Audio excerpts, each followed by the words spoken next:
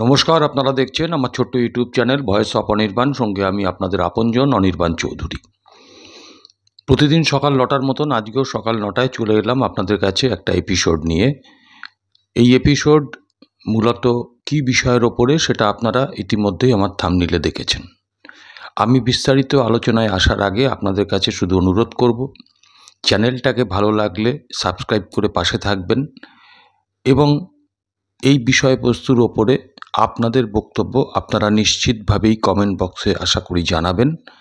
আর যদি মনে করেন আপনাদের পরিচিত প্রিয়জনদের কাছে ভিডিওটা একটু পাঠিয়ে তাদেরও দেখার সুযোগ করে দেবেন। দেখুন, ছোটোবেলায় সরস্বতী পুজোতে আমরা একটা মন্ত্র বলতাম। আমার পুরোটা মনে নেই, তবে যেটুকু মনে আছে সেটা হচ্ছে সরস্বতী মহাভাগে বিদ্যে কমললোচনে ইত্যাদি ইত্যাদি। তো এখন এই তৃণমূলের শাসনে সরস্বতী মহাভাগে না, সরস্বতী এখন মহাবিপদে। কথাটা কেন বললাম? কারণ ইতিমধ্যেই আপনারা দেখেছেন যে পশ্চিমবঙ্গের দুটি কলেজ মূলত কলকাতার ওপরে, একটা হচ্ছে যোগেশচন্দ্র চৌধুরী ল কলেজ, যেখানে আমাদের মাননীয় মুখ্যমন্ত্রী পড়াশুনো করেছিলেন, এবং আরেকটা হচ্ছে চিত্তরঞ্জন কলেজ। এই দুটো কলেজে সরস্বতী পুজো নিয়ে দু ধরনের গোলমাল বেঁধেছে। প্রথমত হচ্ছে চিত্তরঞ্জন কলেজে সেখানকার তৃণমূল ছাত্র পরিষদের যারা কর্মকর্তা ইউনিয়নের, তারা অভিযোগ করেছেন সরাসরি যে সেখানকার যা কলেজ গভর্নিং বডির যিনি মাথায় আছেন তৃণমূলের বিধায়ক বিবেক গুপ্তা, তিনি এই সরস্বতী পুজোর জন্য কলেজ থেকে যে ফান্ডটা অ্যালোটেড হয় সেই ফান্ডের থেকে 30% কমিশন চেয়েছেন, এবং সেই টাকা মানে কাটমানি যেহেতু বিবেক গুপ্তা পায়নি, তার জন্য সে কোনো কিছুতে তিনি সই করছেন না, যার ফলে ছাত্ররা সেখানকার মহাবিপাকে পড়েছে। তারা রাত পোয়ালেই কালকে সরস্বতী পুজো, কিন্তু প্রতিমা আনার মতন পয়সাও তাদের কাছে নেই। তারা এটা নিয়ে সরাসরি ভিডিওতে জানিয়েছে। একটু শুনে নিন তাদের বক্তব্য।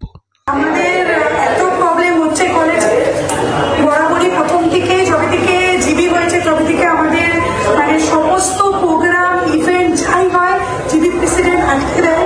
শুধু জিবি প্রেসিডেন্ট বলবো না, ওনার সাথে যারা যে আসে তার বিয়ে, সেও কমিশন চায়, কোনো ফান্ড দেওয়া হয় না। আমাদের যেমন ধরুন কালকে আমাদের সরস্বতী পুজো, আজকে ঠাকুর আনতে যাবে, এখন পর্যন্ত কোনো ফান্ড বা কোনো কিছু করা হয়নি।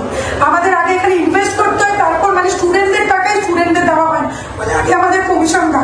জিবি প্রেসিডেন্ট সব কিছুতে আমাদের উপর অত্যাচার করে। আমার কাছে হাত জোড় করে আমরা চিত্তরঞ্জন কলেজের স্টুডেন্ট ইউনিয়ন হাত জোড় করে মাননীয় দিদি মুখ্যমন্ত্রী আমাদের মমতা ব্যানার্জি, অভিষেক ব্যানার্জি এবং পার্থ বসু কে এইটুকুনি বলতে চাইবো, প্লিজ প্লিজ, আমরা সবার কাছে বলে বলে কেউ আমাদের কোনো হেল্প করেনি।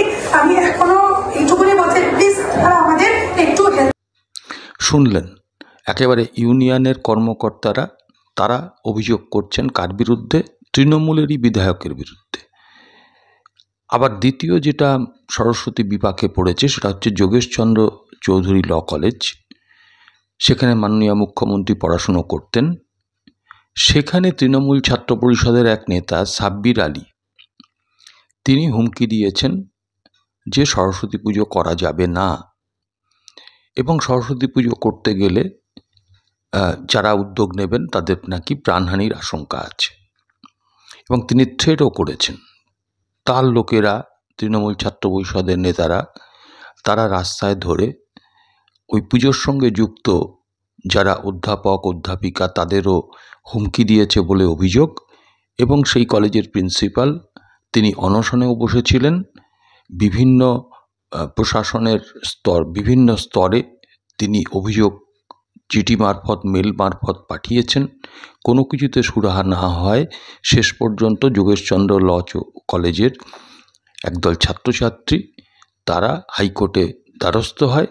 হাইকোর্ট একটা নির্দেশ দিয়েছে গতকাল, সেটা হচ্ছে যোগেশচন্দ্র চৌধুরী ল কলেজে সরস্বতী পুজো হবে, এবং সেটা কলকাতা পুলিশের যুগ্ম কমিশনার র্যাঙ্কের কোনো এক পদস্থ পুলিশ আধিকারিক, তিনি ডেপুটেড থাকবেন সদল বলে, এবং পুরো পুজোর বা বিসর্জন পর্যন্ত তারা ডেপুটেড থাকবেন।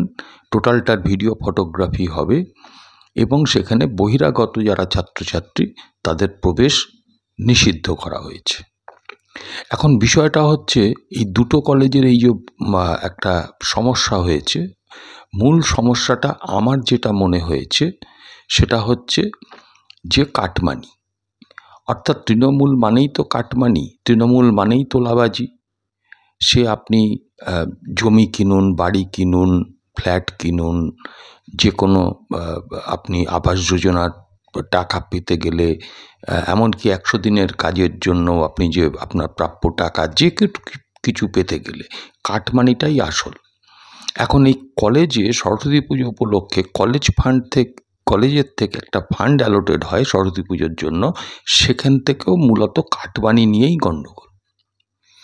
এখন এই যোগেশচন্দ্র চৌধুরী ল কলেজে আপনারা দেখছেন যে এখানে কিন্তু একেবারে পুরোপুরি গেরুয়া পতাকা দিয়ে মুড়ে ফেলা হয়েছে এই হাইকোর্টের রায়টা আসার পরে, এবং এবিভিপি অর্থাৎ আরএসএসের যে ছাত্র সংগঠন তারা একেবারে সোচ্চারে নেমে পড়েছে। বিষয়টা সেটা হচ্ছে যে আমার যেটা মনে হয়েছে যে মূল তো হচ্ছে কাটমানি। আপনারা বলবেন, আমি ভুল বললে আপনারা বলবেন। এখন যোগেশচন্দ্র চৌধুরী ল কলেজের ক্ষেত্রে বিশেষ করে বলতে পারি যে মুখ্যমন্ত্রী ওখানে নিজে পড়েছেন। আচ্ছা, এই সমস্যাটার সমাধান তো 1 সেকেন্ডে হয়ে যেত যদি শিক্ষামন্ত্রী ব্রাত্য বসু হস্তক্ষেপ করতেন।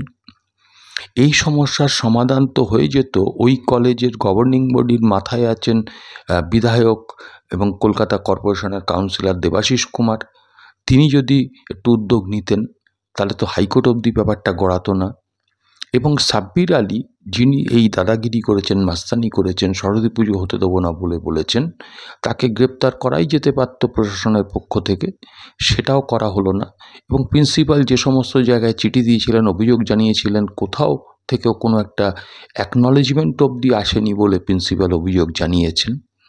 তাহলে আজকে এই সমস্যাটা মূলত যোগেশচন্দ্র চৌধুরী ল কলেজের যে সমস্যা, এটা আমার মনে হয়েছে সরস্বতীকে সামনে রেখে একটা মেরুকরণের রাজনীতি। এখানেও তৃণমূল এবং বিজেপির, বিশেষ করে আরএসএসের একটা বোঝাপড়া।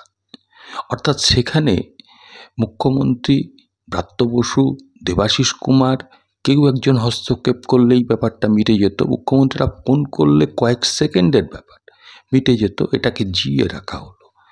আর আরএসএস এই তালে প্রচারে নেমে গেল যে আমাদের পুজো করতে দেওয়া হচ্ছে না, হিন্দু ধর্ম খাতরে মে হ্যায়।